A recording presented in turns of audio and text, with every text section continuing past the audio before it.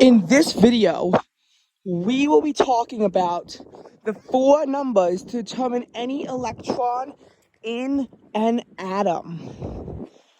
I know, right? So, we have an N, an L, an M sub L, and an M sub S. So, the N is pretty easy because the N is simply going to be the row it's in. So, when you hear the suborbital levels, the number in front, that's the N. L is also pretty easy because after you have a letter, S, P, D, or F. Well, S is 0, P is 1, D is 2, and F is 3. 0, 1, 2, 3. Now the rule is that the highest number L could be, it can go anywhere from 0 to N minus 1. In theory, you probably could have a 4, but we didn't get up to that yet, and don't worry about it. So this means that 3 cannot have an F, 2 can't have D or F, 1 cannot have P, D, or F, it can only have S. And that's also why helium only has 2 valence electrons. Despite being a noble gas, it's supposed to have 8. But helium is the exception to the rule. Now,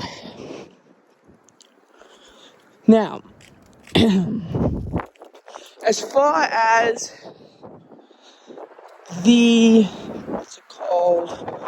Now, as far as the M sub L, so this is where it becomes a little bit complicated. First of all, you should start on a negative side whenever you do this. So you need to go to the box that you have, it's freezing. You need to go to the box that you have the electron that you're studying in. You need to go to there. Now, if it's in the S sublevel, it's not very difficult at all. And that's because if you're in the S sublevel, all that you need to do is just put a 0 down, because it's always going to be 0. Now, if you have a P sublevel, this is where to start checking. It can be -1, 0, or +1. So, if you start left to right, which you should, then the first box on the left will be -1, then 0, then +1. You need to pick the electron that appropriately describes this electron. You need to keep in mind Hund's rule as well, because unless it's the first or the last, then in a box, then you need to find out which direction to go in and obey Hund's rule, because otherwise you'll get the wrong thing, and it's almost always going to be a disaster, because almost always you'll go to the wrong box. Remember, every single box must have a +1/2 before you can have any -1/2. And yes, it is what the M sub S is for. The up arrows is a +1/2, and the down arrows is a -1/2. Per the Pauli exclusion principle, no electron can have all 4 of the same numbers. If they're if they have the first 3 numbers in common, then they're in the same orbital. However, the final electrons will go up or down. Let's take the last electron of both francium and radium, 87 and 88. The N numbers on both of them are going to be 7. The L is going to be 1, and the M sub L is going to be 0. The reason why I picked those is just because they're easy. They're complex radioactive elements, but they're easy to do because they only have an S. So if you need to describe something, generally I would say pick something where you pick something at the very beginning. You don't have to.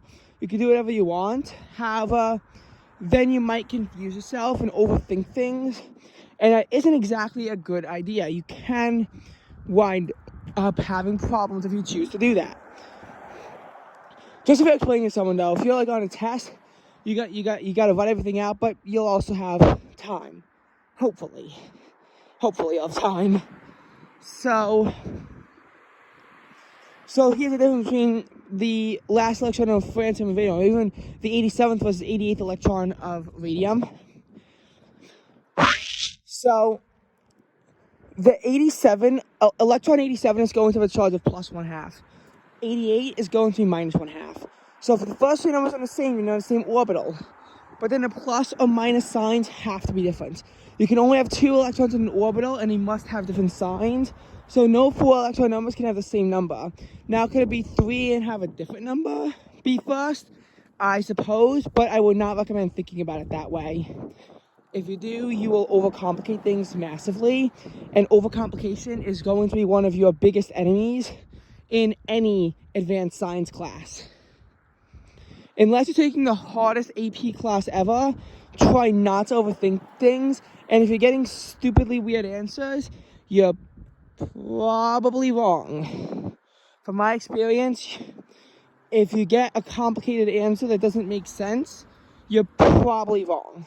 Not always, and sometimes the point is to try to trick you as you overthink it this way, so be very careful. Also, I would recommend that you be very careful when you're outside and temperature is cold as what I am going through right now. Right now it's 38 degrees, which is fine if there's no wind. But if there's wind, the one insulating warm layer you have is going to begin to be torn apart. With wind chills of 30, this is what it's going to feel like, but it could honestly feel a lot colder. And it depends on how much the wind specifically picks apart at your body. If it's not windy outside and it's clear, calm and clear, then you'll have a layer to protect you from the cold. The wind chill will begin to pick apart this layer, and no matter how bundle deep you are, you will begin to be picked apart. So be very careful when you're going in temperatures that are really anything below 40 degrees. And the colder it gets, the more careful you have to be.